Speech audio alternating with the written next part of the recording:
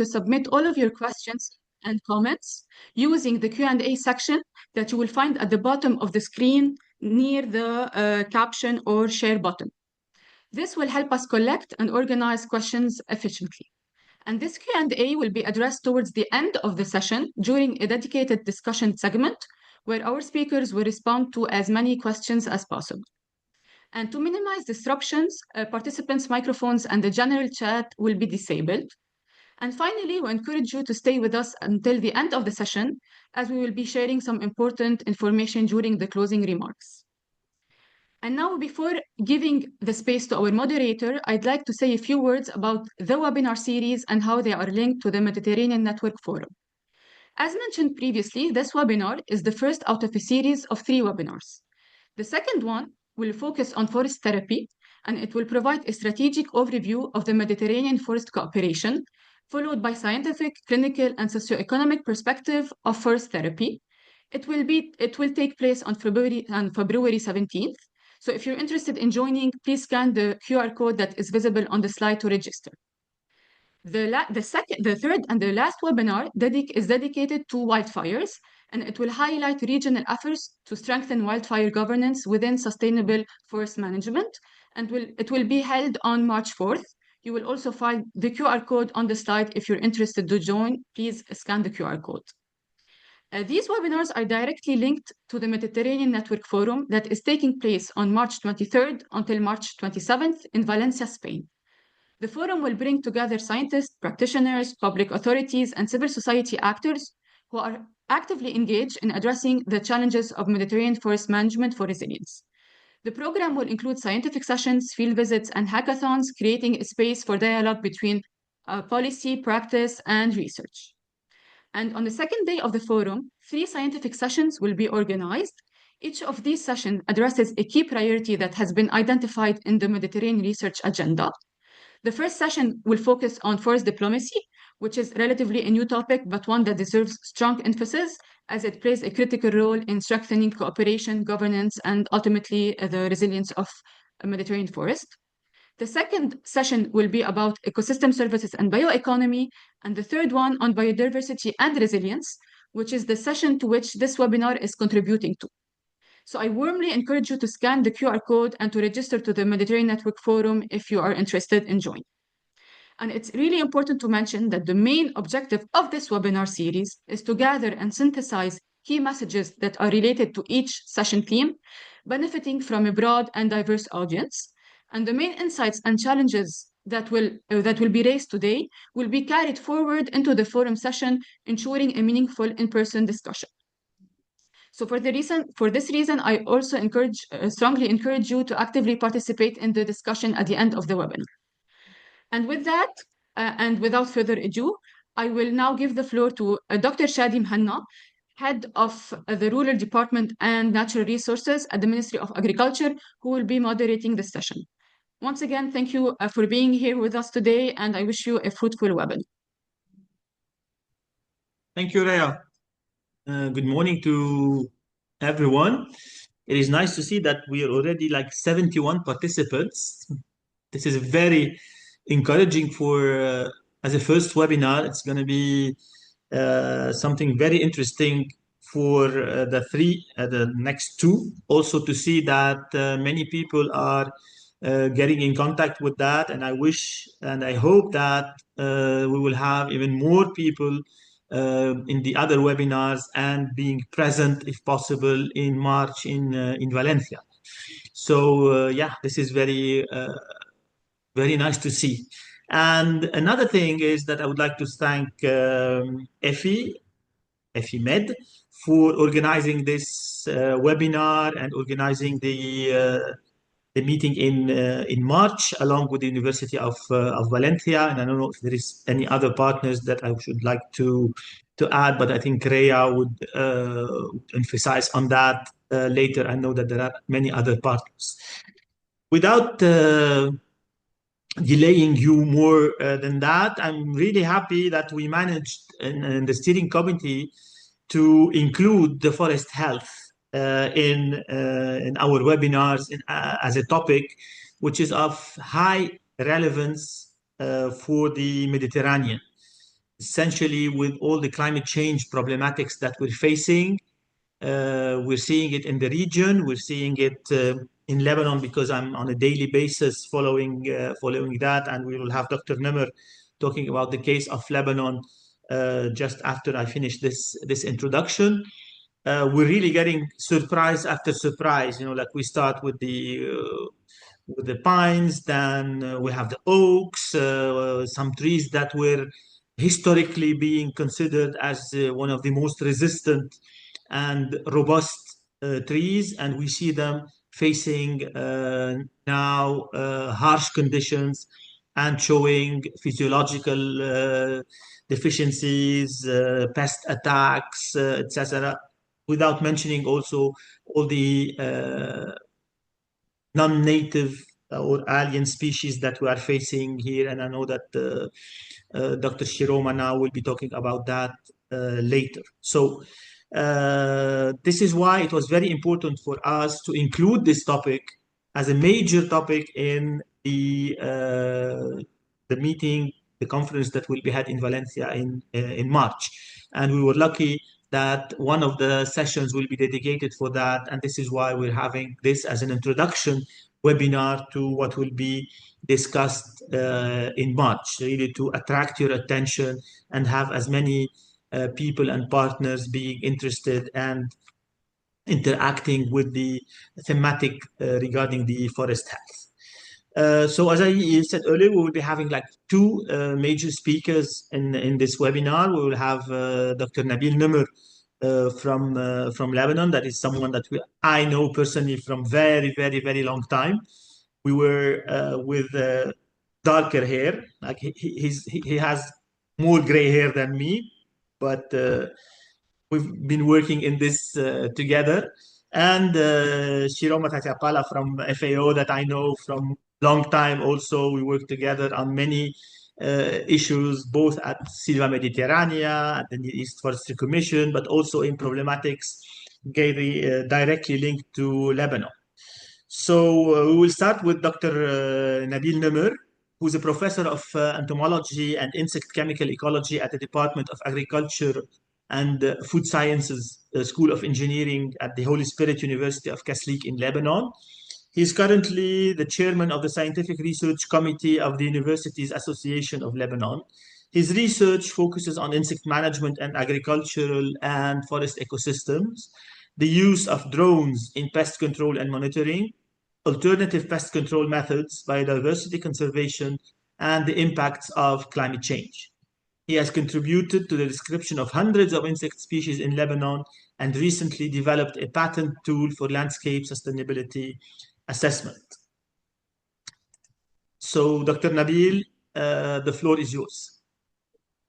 Thank you, Dr. Shadi, and also I should thank also EFI Med for organizing this webinar, which is important for all of us, and for also to know better about forest insects and how forests are resilient, and also to see that after all, we do have something very important that is happening worldwide, and it is the climate change, and it is nowadays a fact. And in my presentation, in fact, I will go directly because I know we have a limited time. So in my presentation, I will be focusing on different forest ecosystems that exist in Lebanon. And I will only talk about insects that are mainly related, that have caused outbreak in Lebanon in these forest ecosystem, and that are more or less related to climate change. In Lebanon, so we do have, as in all the Mediterranean and European country, we do have the four categories of insects that may attack forest ecosystem.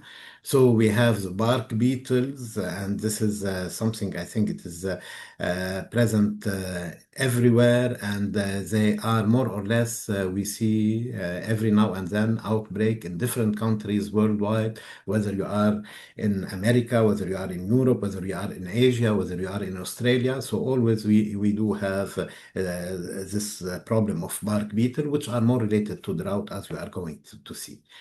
So, and then we have the wood borers. The wood borer are more specific, mainly in forest ecosystem.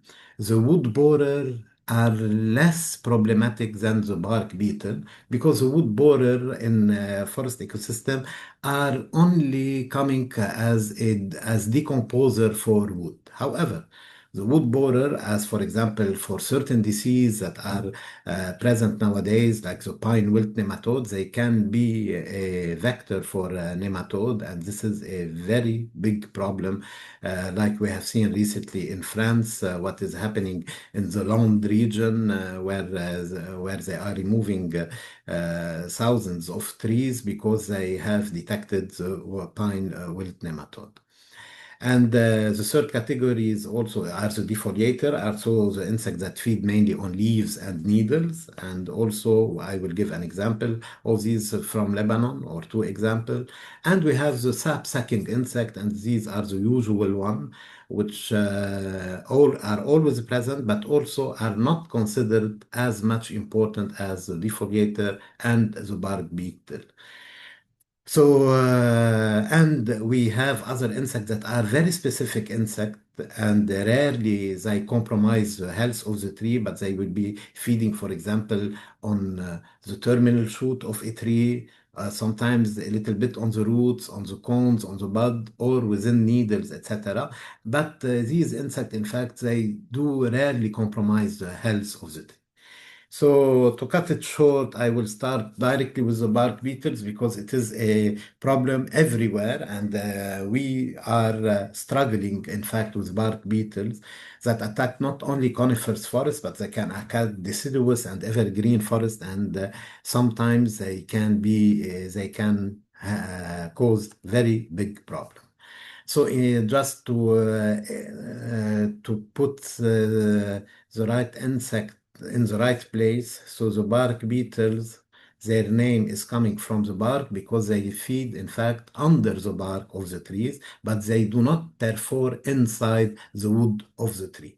So their galleries are directly under the bark, and usually one of the symptoms that we use to identify these bark beetle is to look at the small exit holes they are making on the bark, which are always less than 2 millimeters in length. And a bark beetle can have a generation cycle from 2 months and up to 2 years, depending on the climatic conditions and depending on the species we are having. So, how the bark beetles, in fact, how do they recognize the tree they are going to attack? Usually, we do have, in fact, a lot of bark beetles that are host species specific, but we do also have general bark beetles that can attack as well as coniferous trees, as well as other deciduous trees. And usually, one of the important factors that a wild beetle come or recognize a tree that is a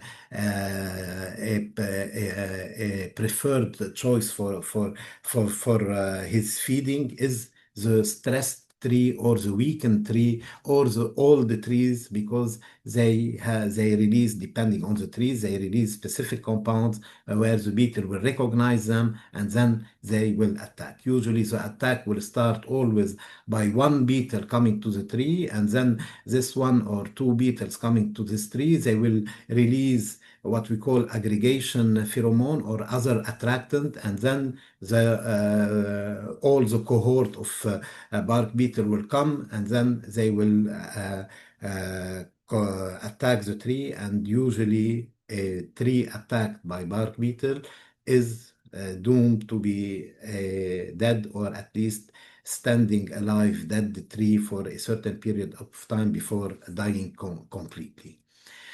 So in Lebanon, I will talk about one insect which is a bark beetle, and it is the Tomicus destrumens. So in Europe, maybe they have Tomicus piniperda, but also Tomicus destrumens is present, and it is known as the pine shoot beetle, etc. So this beetle is a very ravaging beetle, especially on conifer tree and especially on the Pinus pinea ecosystem in Lebanon, though it is present also on other Pinus species in Lebanon, but it prefers the Pinus pinea the trees in Lebanon. So here what we are seeing, this insect has a very characteristic life cycle. The females has to feed on the new shoot of the tree in order to reach its maturity or its sexual maturity, and then it will go back to the tree where it will form the gallery and lay the eggs, and then the larvae they will complete their life cycle under the bark of the tree, where they can in 1 centimeter square you can have up to 10, 12 or 15 bark beetle feeding. And this usually what you will see first, especially if depending on the season and depending on the climatic condition, you will see during the months of June or July, the shoots are becoming desiccated, but the tree is very healthy. But later on, the next year, you will see dead specimen, completely dead specimen, because the female by then will be laying the egg under the bark of the tree, and usually and halting the flow of the sap, and this will render the tree very weak and it will die. So this is also some example of the when you have a major outbreak. So one tree can host 10,000, 20,000, or 30,000 of bark beetle. You will see them only in one tree. And usually it is not only one species of bark beetle, but you will have different beetles also coming into the scene. And each bark beetle cohort will be like establishing itself in one part of the tree. So you will have, for example, one group of bark beetle taking the upper part of the tree, another cohort of bark beetle taking the base of the trunk, etc. And this is how the affected tree will look like when you remove the bark of the tree. And these insects, as I have said in the first, they will not go inside the wood, but they will stay always on the outer layer of the wood. So these beetles, they are, as I have said, smaller in size compared to the very big borer, which you see in my hand. And usually they do not tunnels on the wood, and usually you will have sometimes a very orange brown frass that is present, and this is an indication of their presence. So if we are going to manage. So bark beetles usually are very difficult to manage when they set themselves. It is very difficult to manage them. So this, if we want to manage them, we do know we need to know what is the real problem for the symptoms, and also to have what we call always prevention is the cheapest method. And if we want to be doing a control strategy for these bark beetles, then an integrated approach should be adopted, which can involve some silvicultural practices along with using some semiochemicals or traps. And sometimes, if we are trees that are dead, we need some time to apply some chemicals, especially on the dead wood, if we cannot take the dead wood directly outside the forest. So one of the things that will contribute, for example, to a less problematic problem with the bark beetle is to have like a thinned forest compared to unthinned forest, like we see here. The thinned forest, we have always less problem with bark beetle than an unthinned forest. So, as I have said, the different management strategy can be employed in order to remedy the situation. But as said, the bark beetle, when they establish themselves inside a forest, usually if you do not act very quickly, so you will lose your forest. So one of the things that we have used in Lebanon, probably in the period between 2015 and 2018, is to use a lure made mainly of ethanol and alpha-pinene, and it was perfect to attract a lot of beetle, and it was used in an integrated approach for the forest in Hirsch Beirut, in Beirut, as well as in many Pinus pinea forest in Lebanon, where we have reduced the population, and at the same time we have seen that the number of dead trees also has been reduced very much in the area where we have been using these pheromone or lure attractants.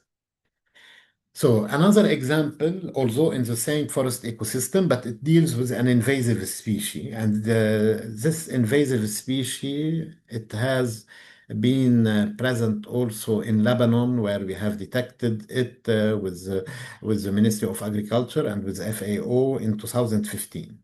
However, and when looking in the collection of insect at the university, I have seen that this insect has been collected in 2011 in a district of Mount Lebanon. So this insect has probably been present in Lebanon at the same time when it was present in Turkey, for example, because it was the same period.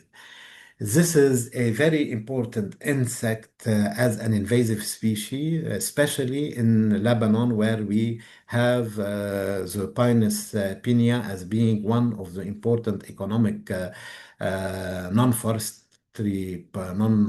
wood product, which are the pine kernel, which are used in pastry, which are used in some meals, and it is a very good important commodity in Lebanon, and we have like 1,000 families in Lebanon living from the conifer industry or the pine nut industry in Lebanon.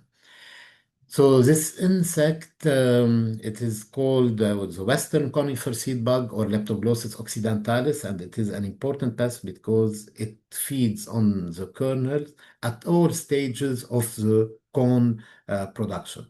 So we know that the cone of a pine tree, they stay on the tree up to 36 months, which is like 3 years.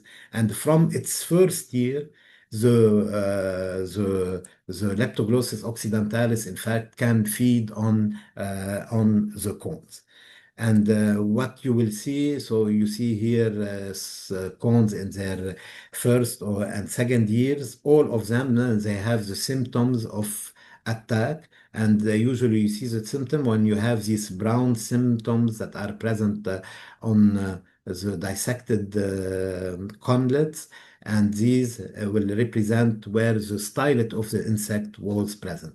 And then you can, when the insect is mature, you can take some kernels and you can see the partial emptying of the kernel, or you can see a completely emptied kernel by the action of feeding of leptoglossus. In Lebanon, we have for this insect 2 generation cycle per year, but a 3rd generation is also possible, especially then we have during the last 2 or even before years a summer that is extending to the end of November. So you may have also another 3rd generation taking place between September and also November. But usually, we do have these 2 stages. The adult will start to appear when the temperature are becoming more plausible at the end of March during April, and the mating will occur, and then the laying of eggs. And you have the insect present during all the summer practically, yani from April, then through all the months of summer until September or until the end of October, you have the insects that are present. And this is a really big problem because this insect at any stage, whether the nymphal stage or the adult stage, is feeding on the cones. So there is no rest period in this. So also for the management Dr. strategy in Nabil, just to Lebanon, point yes. out that you still have 5 minutes, please. Yes. So that's for the management strategies of this pest in Lebanon. So we can have many things, and since it is an invasive species, if you don't stop it, then you have to live with it. And to control this insect, we do not have but to depend on some spraying that is done by either drones or helicopter using some chemicals that sometimes are problematic. The third insect, also I will go very quickly on it, is a major insect which attack a cedar forest ecosystem in Lebanon, and it is the Cephalsia tanorinensis. This insect is a sawfly, so it is not a beetle, it is not a hemiptera, it is simply a hymenopterous pest that have also a particular life cycle, and this particular life cycle depends always on the climatic action. So in April, May, after the snow melt, it will emerge from the soil. Then it will lay the eggs only on the new needles, and these new needles will be devoured by the larvae, and the larvae can feed on a bundle of 7 to 10 bunch of needles, and then before the high temperature in summer, it will let itself drop to the ground where it will stay for the whole the summer and through the winter. In normal cases where you have a normal humidity in the soil and a normal temperature, this insect can stay underground up to 7 years. But in seasons where you have drought and you have high temperature, so you have every year the cycle happening, and this is what caused the outbreak like 30 years ago, and then this is what we are seeing now. So you see here how the population was in 1999. We had around 600 per trap of Cephalsia adult, and then this population dropped, in fact, but here we did have some control measure, and now we are in a increasing phase of Cephalsia, which also is becoming problematic in the northern cedar forest in Lebanon.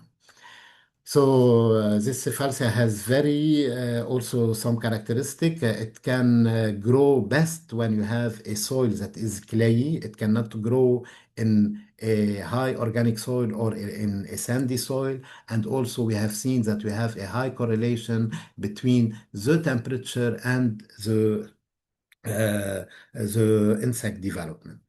Many pest management tactics have been now ensured, like using, for example, some biocontrol agents. But however, biocontrol agent we have always the problem with climatic condition. So when you have dry season, also whether you are using a bacterial microbial or a fungal microbial, it will not work out because they need humidity, and this is not present.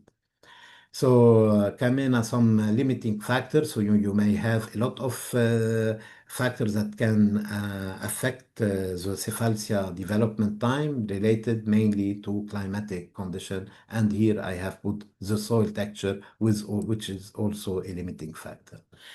The insect that is also important for the region is the pine procession moss or Tomitopia wilkinsoni. It is always an example. It is a climate change indicator example. It belongs to the Lepidoptera order, and we do have in Lebanon this insect that is always coming into light every now and then. The problem of this insect that it can change its host. So when you have an outbreak, we may see this insect also feeding on the cedars ecosystem in Lebanon. And it has a different phenology according to different altitude.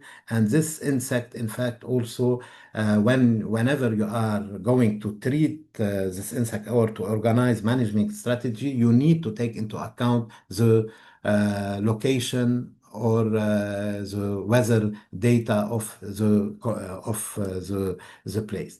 What we have worked lately on this insect is not for its control, because the control we know with what to control it and etc., but to be able to monitor it, where we have used the new technology using drone, in fact, to recognize the nest, and also to have like a what we call a monitoring through the using of drone to be able to know what will be the sites that will be more affected for this insect. Again, as cephalacia, it is directly affected by weather conditions. And when we have a mild winter, you will have minimal natural mortality, which will cause a higher outbreak, etc. The problem is with insect, it is that it is expanding in altitude in Lebanon, especially, and the more outbreak condition are now happening in the higher altitude. The last Dr. insect Nabil, I if we will can conclude, please. Yes, yeah, Thank you. but I will tell a little bit about this insect and then I will conclude directly. For the last insect, it is the famous gypsy moth, which is Limantria dispar. And nowadays we have another problem on oak, which is mainly due to drought, where we have a lot of insect of dead oak. So this insect also is occasional in Lebanon. So we have outbreaks that were recorded back in 1998, and now during the last 3 years, between 2019 and 2022, we had the second big outbreak. So where we have a large oaks that have been attacked by this insect. And for this insect, in fact, this insect is also mainly the outbreak of this insect is directly linked to the food resources that are present. The more canopy in the trees will indicate that this insect will be in an increasing outbreak condition. And so to conclude, in fact, for this problem of forest and the forest insect diversity in Lebanon. So the main forest health problems in Lebanon, in Lebanese forest, are not only due to insect, but they are mainly due to many other factors. So climate change, I have put it as a first factor, but also we have other factors, like for example, hunting. We know in Lebanon we do kill a lot of birds, and birds are a key factor in controlling or controlling insect. We do have the problem of newly introduced invasive species, and I have only put one in this webinar, but we do have other, and this is a problem because we do not pay attention to these insects, which may change completely the ecosystem and change, in fact, the outbreak of species of insect and other diseases in the forest ecosystem. The third thing that I have also included is the mismanagement of forest ecosystem that can contribute a lot to an outbreak of insect. And this is a real problem. This should be taken care before targeting the insect or finding strategy to control the insect. And also we have the forest fire, which are also problematic, because after the forest fires, you do have a new cohort of insect species establishing themselves, and should be monitored in forests which were mainly subject to forest fire. So thank you, and thank you for your listening, and hopefully if you have any question, we can discuss them later on in this webinar. Dr. Nabil, thank you very much for this really enlightening presentation about all the problematics that we're facing in Lebanon with the forest health, with all those insects attacking the Lebanese forests. And yeah, since we collaborate on a daily basis together, we have shared a lot of problems and potential solutions. It was very interesting to see all these wrapped up in this presentation, and I hope that it gave an idea about what's happening in Lebanon in this sense to all the participants with us. And as you said, we will be having some room for questions after the presentation of Dr. Shiroma Tasiapala, who is the forestry officer at FAO, the Food and Agriculture Organization. She's leading the Forest Health and Protection Program in Rome. She oversees global efforts to safeguard forest health by addressing threats from insect pests, diseases, and other harmful biotic agents while also facilitating the forest invasive species network across multiple regions covering more than 100 countries. The program assists countries on prevention, IPM, as well as assistance, which includes projects that deliver both emergency response and long-term prevention strategies. Shiroma, the floor is yours, and I know that you will be giving us a very wide overview on what's happening in the Mediterranean in terms of forest health, invasive species, and other problematics.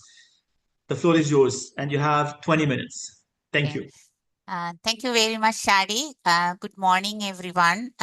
Yes, as Shadi mentioned, I will give you a very wide overview. I will start with the global, but I will very quickly go through them, and then I will discuss about the Mediterranean forest health. I think this is something we should know because 2025 FAO completed the forest resource assessment, and now the global forest cover is 32%. It is about 4.1.4 billion hectares in the world. So, and then also we need to know this is supporting livelihood of 1 billion people. So this is, and also in Mediterranean, we know it is one of the key forestry is very important for the livelihoods of the Mediterranean, the countries. And also we should remember the ecosystem services, because if you take all the assets, 21% of the total wealth in land assets. So this is also very important to remember. And so these are like world ones. We do not have everything, the countries. So if you take annual area affected by insect for last, from 2020 to 20, it is 34.1 million hectares. And on the diseases, about 9.1 million hectares. So these are huge numbers if you take globally. And also you need to know they are not reported everywhere. And those who do not know what is FAO, we are a very specialized agency of United Nations, and we have intergovernmental organization and also 194 member countries, and we are headquarters in Rome. And I very quickly go because I need to tell what we are doing also. And we have a forestry division, and it's good to see that one of the webinar series is organized by the FAO forestry division.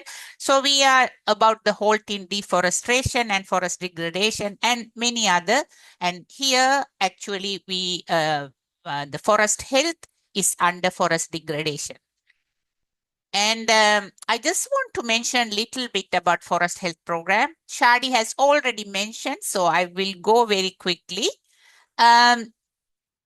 So as we said, we work on preparedness. Nabil has already mentioned how important is the preparedness. And also one of the questions is how to stop the spread.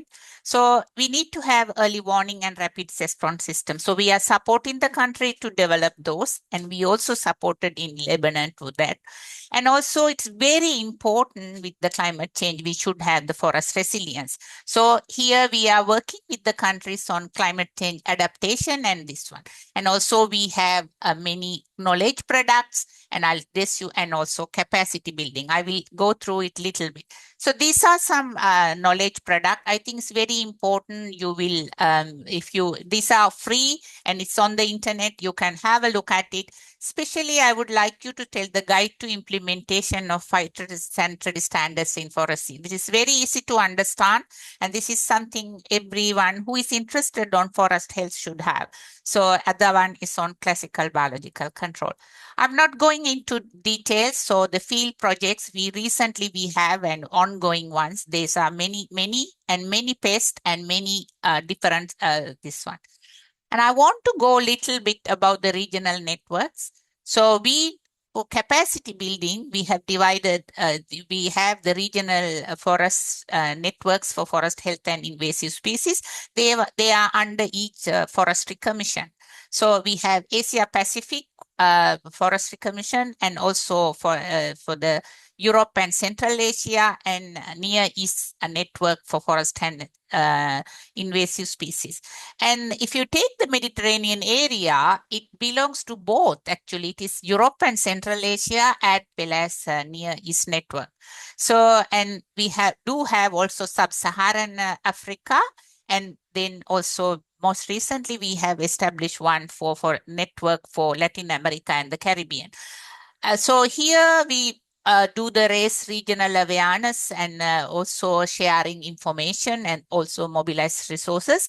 So these are we are working on it because we know most of the invasive species they don't have boundaries, they're transboundary, and then we need to work with everyone.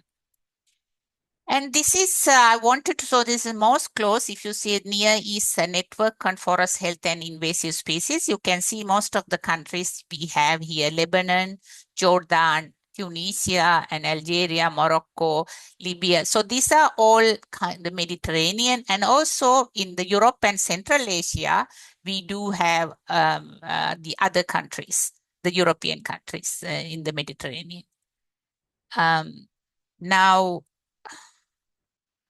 Now, I just want to talk about little bit about some of the activities we are doing. We all know the invasive, if we're working on invasive species, I will first talk about it because if you look at most of what Nabil has presented, they are invasive species other than the bark beetles. So in the invasive species one, I want to mention, so they are spreaded by because we have increase in amount of trade, travel, and also the transport. We have very quick transport from one place to another place. So then this the invasive species, insect, pests, pathogens, and also the plants, and then you can take. And in plants, actually, people are bringing these materials to the country because they would like it. So one of the key is we identify was the invasive plants management. So you can see here is pictures is the ailanthus, tree of heaven. It's growing everywhere. It is something we really need to be careful on that one. And invasive mammals, this is very big problem because especially when you are doing the plantation and new planting, we do have many the reforestation and afforestation programs, and then the deer and wild boar in many countries are an issue. So we are doing the capacity building on and discussions on those. And also biological control. This is also Nabil mentioned that why it is important in the forestry is forests have high biodiversity, and we cannot use the pesticide, and the harm is very much unless it's systemic or similar. So we want to make sure we improve the biological control. Again, this here we want to mention what Nabil has mentioned, the predators like birds and everything very important. So we want to have a good ecosystem, resilient ecosystem. We need to have these natural enemies with us. We conducted forest health and invasive species assessment for all the countries because it's Near East and so also the Europe. So I'll go a little bit on in Near East one. So where the most of one of the countries.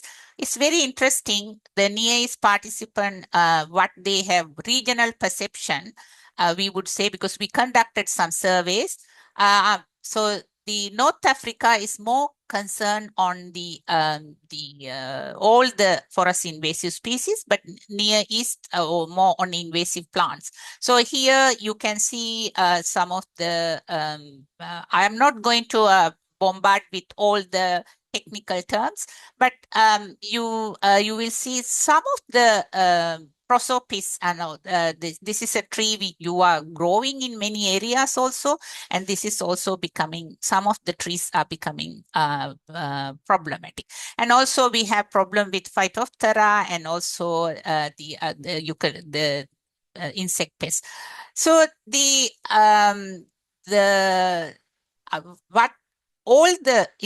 we conducted the survey, the regional perception was climate change is the main emerging factor for influencing. And then there is also a strong need for better communication and capacity building, because even with the agriculture department is in the same country or ministries, we need to have more discussions, because sometimes we are doing the pest management, we are doing for similar capacity building for agriculture, and we can actually piggyback on that to forestry, and which is not happening. So I just want to now go to Mediterranean forest health, and I know I have really limited time, so I'm not going to take this one. So to do that, so I just just want to say, one of the key thing is we are looking at this many countries we have tree dieback, and also invasive insects and invasive pathogens. But these are all intensified by the climate stress. I didn't include here the invasive mammals and the invasive plants. The reason is they are less, I mean, they do have the climate stress is important, but these are the ones most important. So it's very important to have a resilient ecosystem and resilient trees. It means the good trees. You have to think about like people. So if you are weak, you will get sickness, and if you are strong, even you get a disease, you will survive. The same thing is the same metaphor you can use for trees. So the next one I want to say, this is the base on the FAO. We did status of Mediterranean forest 2025. Based, and actually I think Nabil and me both are in the forest health chapter. We are authors, and this one is if you summarize everything, you can this is a very good publication. You all should read it, and then we what I did was we divided into northern Mediterranean. So remember, so northern we cannot exactly to say, but it's some parts of Portugal, Spain, France, and Italy. So these are the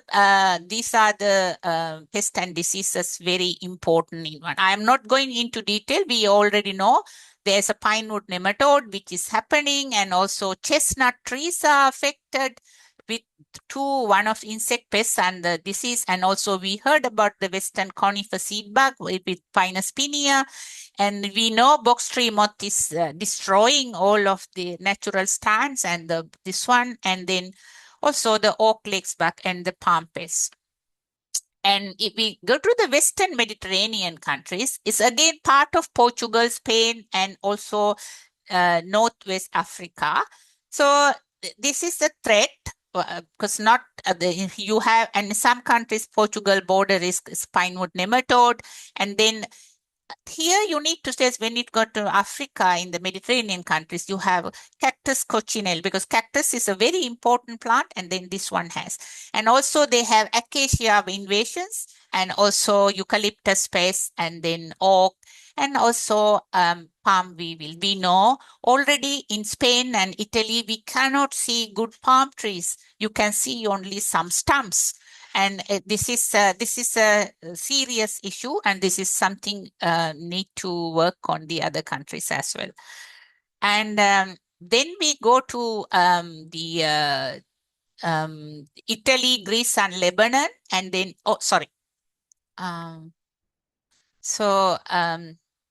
here we can Eastern Mediterranean. So if you go, then I'm not going to say most of the things already Nabil has mentioned, but we know to see again about the chestnut, and then these are some of the pests mentioned in this publication also. And why it's not. Okay. Now I would like to mention about the southern Mediterranean. It is Algeria, Tunisia, and Morocco, that area. So they do have a lot of eucalyptus, and there are many eucalyptus issues. And again, they do have Leptoglossus occidentalis, which Nabil has mentioned about the conifer seed bug. and also cactus and the cypress and also invasive plants. So there are a lot of invasive plants from acacia, prosopis, and also ailanthus. So these are kind of for you to give an idea on that. And I just want to go a little bit time on this this slide, because taking into account I have this much, the time is limited. Like Nabil mentioned, the climate change is one of the key factors, and the region, the Mediterranean region, is become warmer and drier. So this is where we need to make sure the resilience of the landscape. So we need to make sure we do have good water harvesting, and then we do have the control grazing and everything to make sure that the resilience of the ecosystem and the trees will reduce the impact of the insect pest and diseases. Because if we don't do that, I think we are continuing to see attack from the new invasive species and also the bark beetle and forest dieback. The forest dieback actually happening in almost every country, as I said. So you do not have one particular reason, but what happens is the trees become very weak. Once trees become very weak, any pest and diseases can come. So Nabil mentioned a very good fact, and he said we should attend to the core issue, or the prevention. So to do that, actually, we need to improve the resilience of the trees and resilience of the ecosystem. We do not think as isolated. You need to to do the resilience of the ecosystem is everything. We need to make sure they are very in a natural way, like having natural enemies and also having good forest canopy and also the understory, and then good regeneration is there, and then also water harvesting is there. All these things need to be. And it's very important also to have a monitoring and early detection. It's also very interesting fact Nabil has mentioned, because Western conifer bug, when they found in 2011, but actually it's a insect collected. But the thing is, then only when it became an outbreak, only we were able to identify. Once it's become outbreak, it's very difficult to control. So it's very important to have a good surveillance system, monitoring and early detection, and also ability to do a response very quickly. If like palm, if it goes red palm, we will, if it's affecting palm trees, as soon as you see, you should be able to cut it and destroy it and then limit it. And also, we need to make sure climate resilient species, because some of the pests are with the climate change, they are actually going with the altitude, like pine positionary moth. So when we are doing the reforestation programs, we need to decide what kind of trees we should plant to make sure they are more climate resilient. So these are a lot of work going on at European level on this provenance and so these are all need to take into account. And also we need to make sure there are good seed orchards, because one of the most costly commodity is now tree seeds, because we have so many reforestation and afforestation programs, and then we do not have enough seeds and the planting material. And again, this is very similar what I have mentioned is adaptive forest management, because so we need to diversify tree species. We cannot do the same way we did the monoculture. And also, these are very important, so we can reduce the vulnerability to the pest and diseases. And I put it here like a Mediterranean approach, because we need to have very collaborate. It's very good to see in a Mediterranean network you are working on. So here to improve the response capacity, like the pinewood nematode, if you check, you do have a very good network and how to share the information and how to get the experiences and also to make sure the pest is not spreading further. So these are my conclusion. And if you have any questions, I'm very happy to answer later. Thank you very much. Thank you, Shiroma. That was great and right on time. Yeah, before going to the questions, I would like to mention a few things.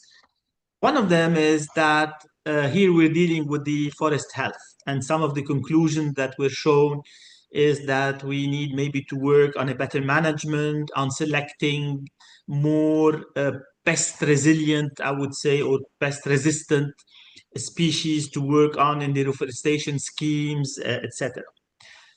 If you want to see on a wider, I would say, picture of the problematic. So when we're having a webinar or a presentation on forest fires, we conclude that we need to work on more fire-resistant species, fire-resistant or fire-resilient species. If we talk about the problematic of drought, we try to we mention that we need to, by concluding, to select more drought-resistant species. And now in the forest health problem, we need to select more pest-resilient species.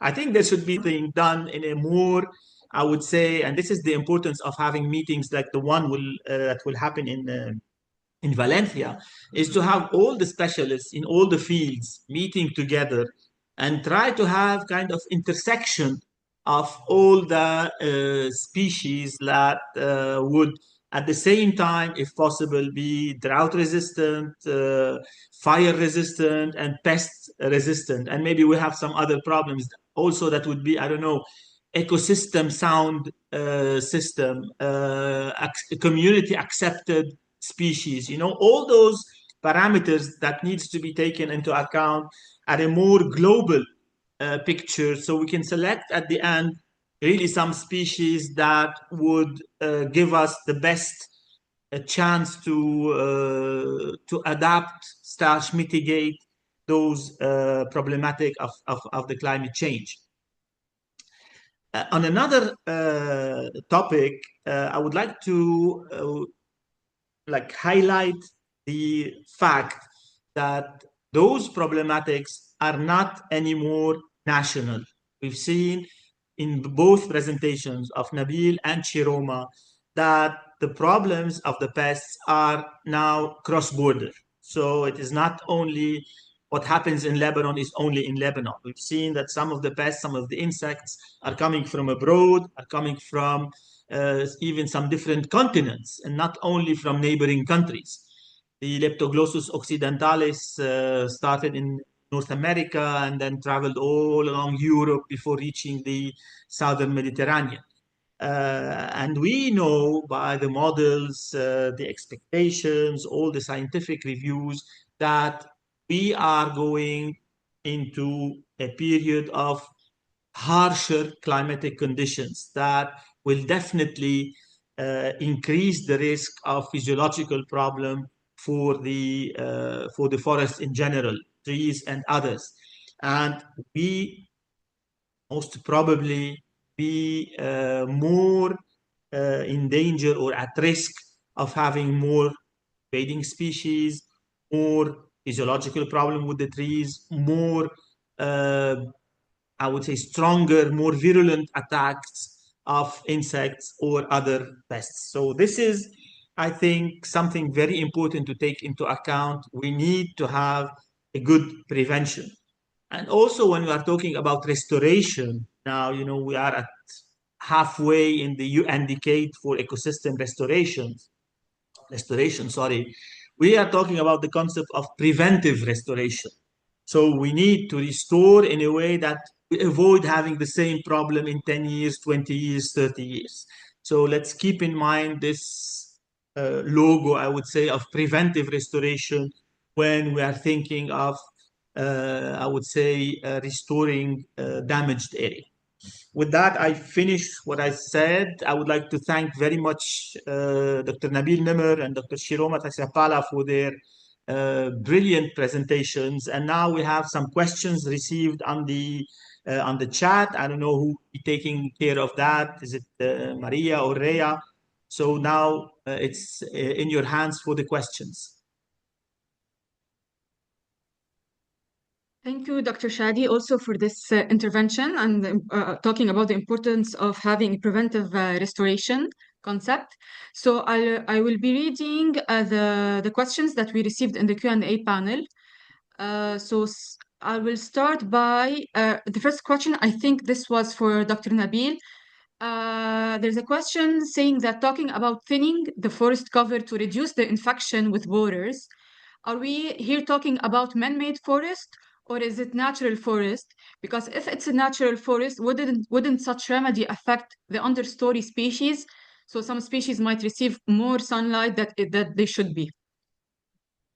Yes, Hala, to make it quick, Hala, mainly when we speak about thinning the forest, usually we are speaking about new forests that are getting established and what should be practiced so that not to have these problems later on. But in the forests that are already established, and since some of them are becoming very dense, and this is already changing the understory. So this also can be practiced only in the dense forest ecosystem, which in fact they have like zero understory now under them. But yes, in the natural forest, this can affect the thinning can affect the understory if the forest is not dense enough.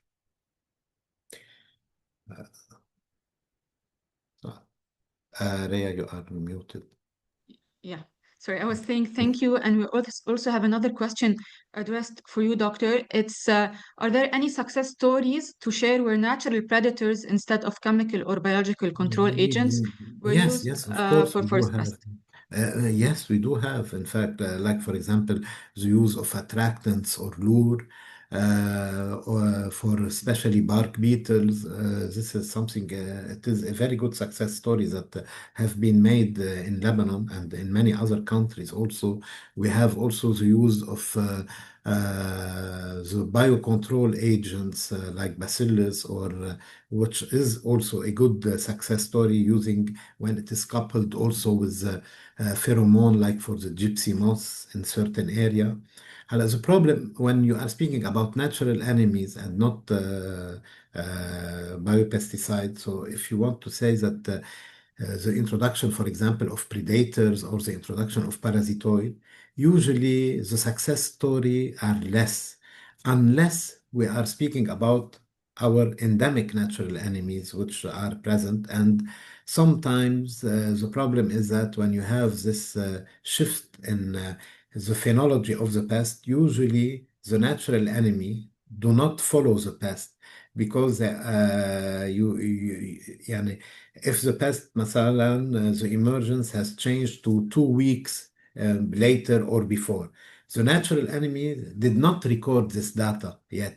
So it will be present the year after, but the damage would have occurred. So this is why, in fact, sometimes when we are introducing natural enemies, we need to take into account all the phenological events that are happening for the trees and for the pest in question. But for using biocontrol agents, we do have success story in Lebanon, yes. Perfect. I think there's also another question for you. It's do you have historical data or time series for the insect attack events? And how is it estimated that nowadays there are more common than in the past?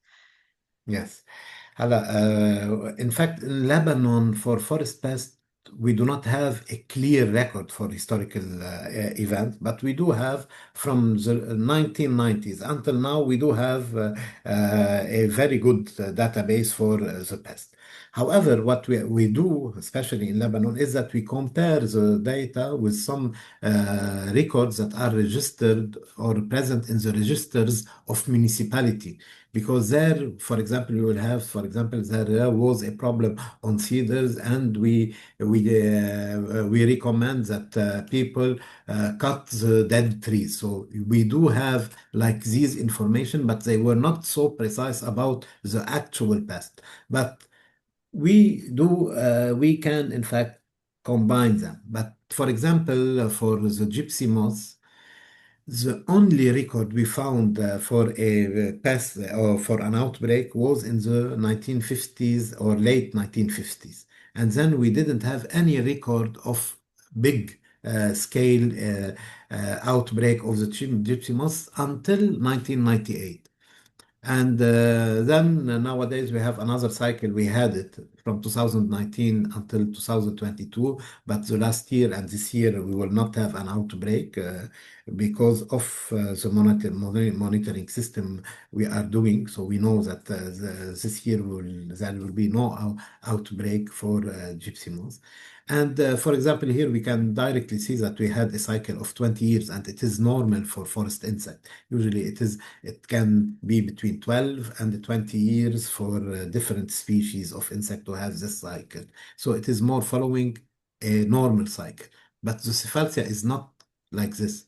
The Cephalacia, it is an outbreak due, in fact, to the severe climatic changes in the situation. And this is why we do have more outbreak happening per year and not anymore per cycle.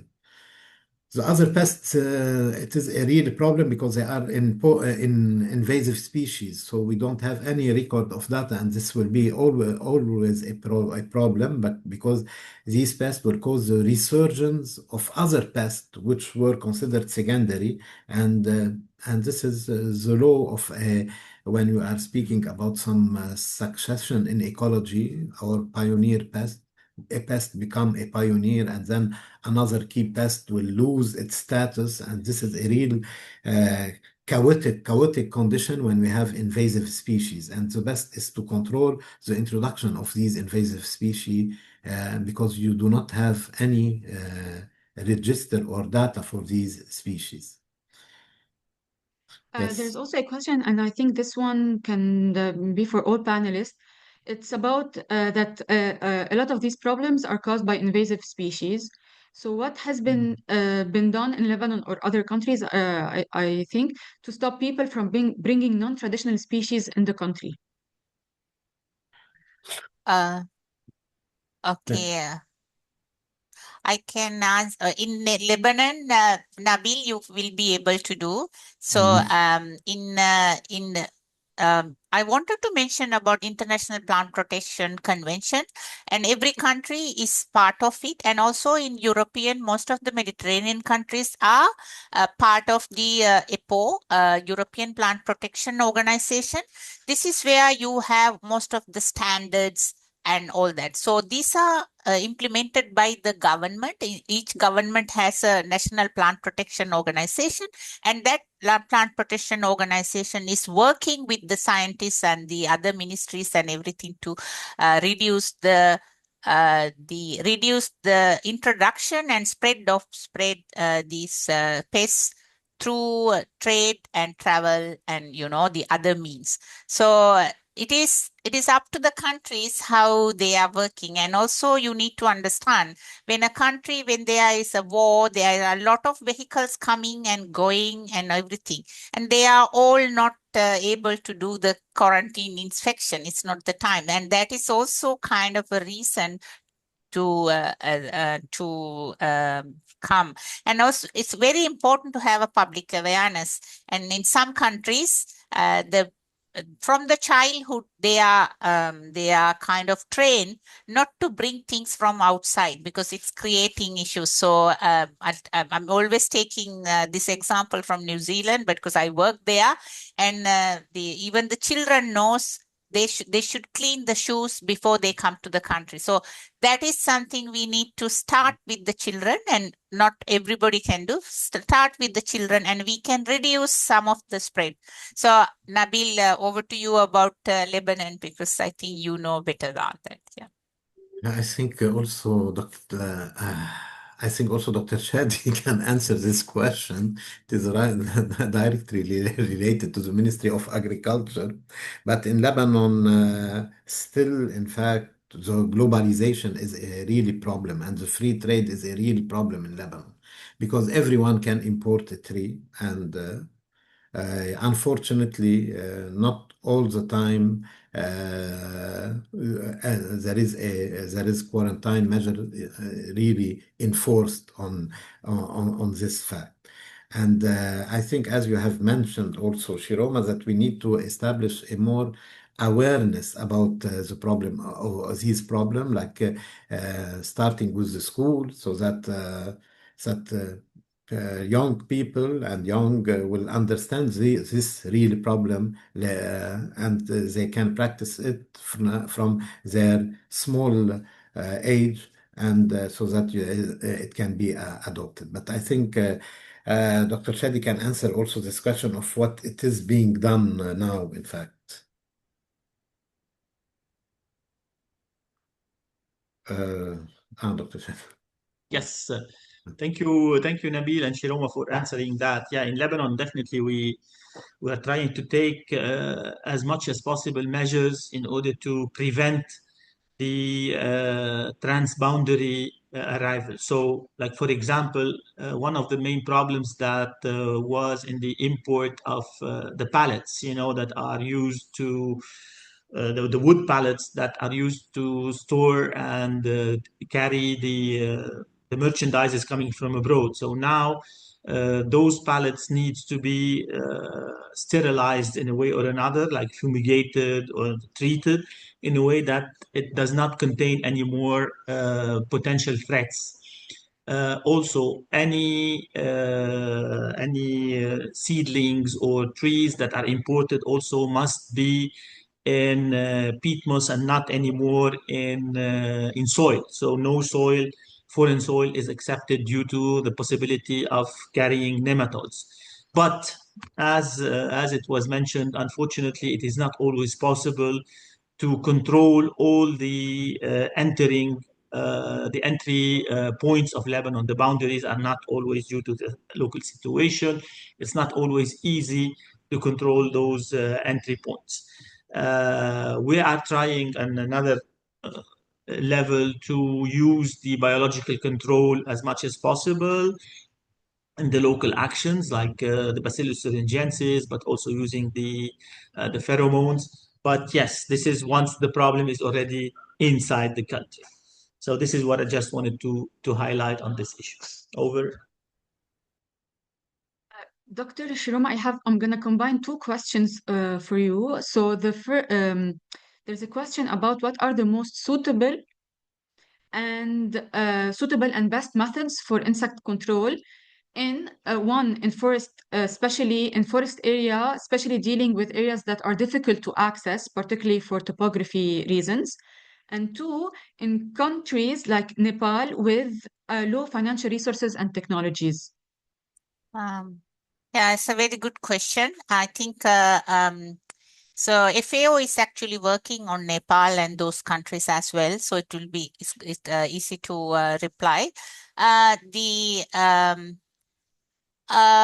Now, when there are inaccessible areas, actually, as I mentioned you before, in forestry, we are doing our best to do the biopesticide, like Bacillus thuringiensis, like what you are already using in Lebanon. It is really good one for many types of moth and caterpillars, and also it's very important to see they do not have non-target species impact, because it means only the target one. And so it's very most of the countries are using biopesticides in inaccessible areas. So if you take like the example native native insect, when they become like bark beetle, I think it is very difficult to do it because they are native to your area, and then they do have a role in the ecosystem, and then you cannot do. But it's and also I combining to that, I wanted to tell there are some success stories of biological control, especially in chestnut blight and chestnut gold wasp. You know, in Turkey and those countries they are doing.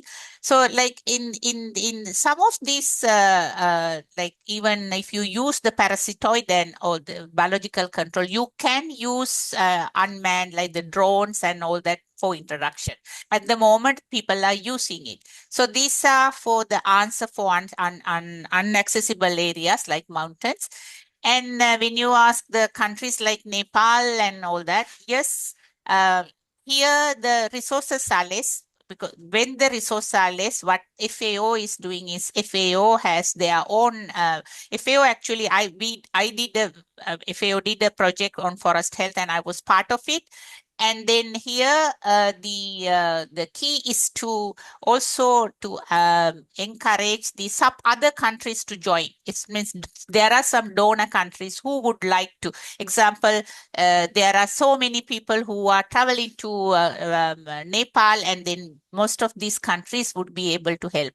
And so in that way, FAO also helping, and with the donor countries with the help, we not only in Nepal, in many developing countries, we are establishing the systems to make sure the less introduction and less spread of this invasive species.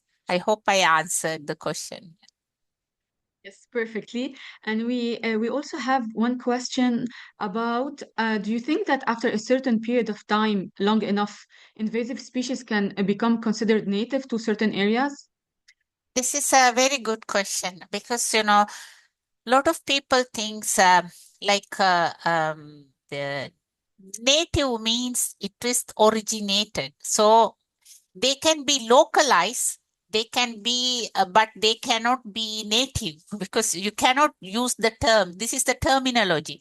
If a tree could be like oaks or some species in Lebanon, maybe they have been there for longer time. So you cannot call it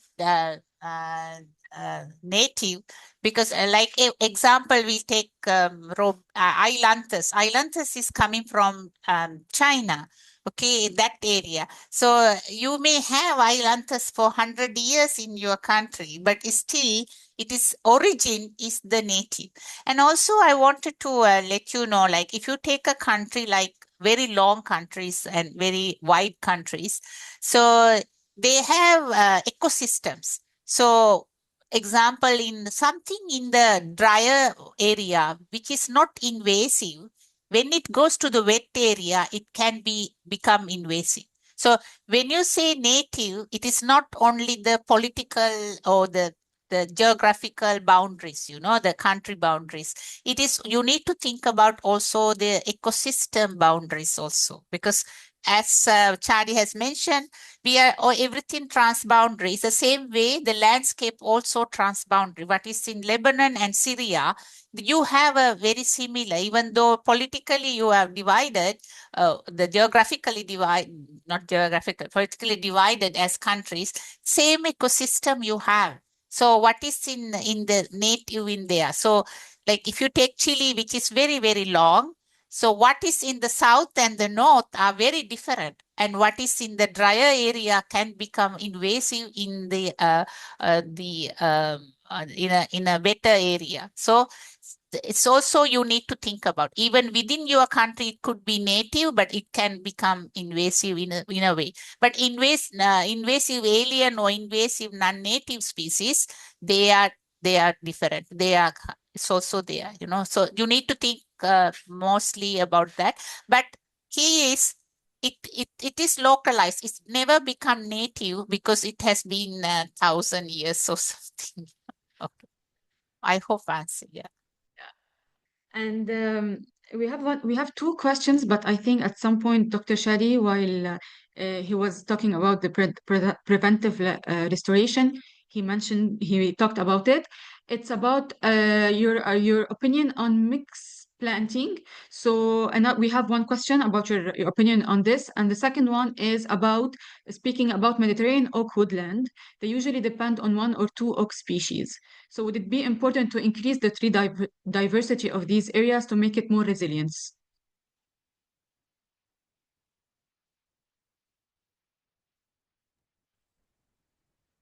You want me to answer? I can answer for the mixed planting. In fact, it is a plus, especially when you have a pest that is attacking one type of tree. So mixed planting will limit the expansion of the pest, and this will render the forest more resilient, in fact. And for example, I can take example from Lebanon as well from outside. But Lebanon, for example, the problem of, for example, Tannourine cedar forest and the sawfly Cephalacia tannurensis, it exists in another forest, which is Ehden forest. But because Ehden forest is more diverse in trees, this pest is never causing a problem or an outbreak in this mixed forest. So we do have some clear example about pest being less problematic when you have a mixed planting system, and this is what should be practiced whenever establishing a new man-made forest. Always think about having a more diversity in the forest. It is always a plus. Uh, for the second, the quercus, I don't have really. I don't. Maybe Shadi or other can answer this question for the quercus. I don't have input on this, in fact. Yeah, the problem of quercus is I would say is new to us in Lebanon. For us, those forests were I would say the most resilient, the strongest trees, and there are like some proverbs saying like strong like an oak, etc. So what's happening in the last 3-4 years with the Limantria dispar attack, massive attack, I would say, and last year and this year dying of those trees or drying of those trees is really being more and more, I would say, in concern for us. What we don't really have, we just started like working and trying to see if a monospecies of oak would be more vulnerable and maybe having some mixed, but the oaks are usually not very much mixed. So yes, this is still new for us, and where we started just having some committees working on this. I just want to add a little bit. The oak dieback is a very common in the world. So the one of the key reason is even though they are strong as oak and then they are considered as they will live forever, uh, the intensive practices of water, the some of the agriculture or livestock or something, they can have huge amount of water, and then when they get the water, and then if we can have the water harvesting and water conservation ones, it would be good, because there is a point where the ground level water is reducing, and also it is they are some of the oaks are, like example we take Iran and close to there, they do have some of the symbiotic one, or they become especially the pathogen, they become invasive, or they are starting to become harm. It's very similar to bark beetle. So it's very important to think about resilience. So even though oak trees are and then when the trees are weak, they are attacked by everything. So, and even the attack, they can be told. And like I said, if I am healthy, if I get a flu, I will not get other things. But if I am sick and if I get flu, I can get pneumonia or something like that, or cold. The same way is the trees also you need to think about. So it's very important in oaks especially, need to make sure they are more resilient by doing some of the diseases, like Charlie said, it's very difficult to find a solution, especially diebacks, because they are multiple causes. So when it is happening, we need to understand everything else nearby are also in danger, and then how we can increase the resilience. Yeah, over to you. So I'm gonna go on with the last two questions, but because we're receiving so many questions from different disciplines, and it's making the discussion very important. So we have a question, I think it's related to research, someone is asking if he would like to know if gene silencing in the plant is an option for areas where the pests are native and we do not want to disrupt the ecosystem, so that we can turn off what the pest feeds on the trees. So I'm not sure if you have a case study that has been implemented in a specific area where gene silencing was one of the methods used. I can answer, Nabil, maybe you can do later, but gene silencing is a new method we are using, but at the moment we are using is mainly for annual crops. Okay, it is started with annual crops. And what you need to understand is even in the breeding and even the gene silencing and everything, in forest trees, to get a results, it take long time, because forest trees are living for 100 years or something like that. And then to get a result, you need to live 20 years, and then you can do some of the research, but you need to think about it. But in annual crops, it is, I think it's one of the methods they are using. But how it can applicable to the forest trees is an issue. Okay. Yeah. Yes, in fact, I have nothing to add. In forest, it will be very difficult to implement, especially in the natural forest ecosystems. Maybe in the new man-made forests, it can be practiced, but always you can work on one gene which may be adapted to one type of insect and not another group of insect. And this is until now, I didn't see any applied research in forest ecosystem. And on to the last question, we have a question related to while searching for species that are adapted to climate change, do you think that these species might not be invasive in the future? So that's a very good question. So what is in the future, it is subjected to, but then, but as I said to you, it's also depending on the climate change. So I think we do have examples, there was a time Prosopis was considered as very fast growing, very good and everything, and then we planted and it became invasive. So we do have, but I think at the moment the criteria for selections is more restrictive and everything, and also we have more understanding about the species and how it can become invasive, because there was a time it was not an issue, but then now we know what are the future selections should be. And to add what Chadi has said, yeah, it's very good in Valencia you are going to talk about what is resistant or what is susceptible. But I think the key is to identify the species which are adaptive to the climate change. Not for the specific, in trees it's very hard to find disease resistant or pest resistant, because as I said, the breeding take long time. But if you can have more adaptive species for climate change or the drought and everything, that is, I think, where we are going to get the winner. But I hope you will have a very good discussion in Valencia on that. So yeah, that is my answer. Others can. So this leaves us to Dr. Shadi, if you have any closing remarks before we close off.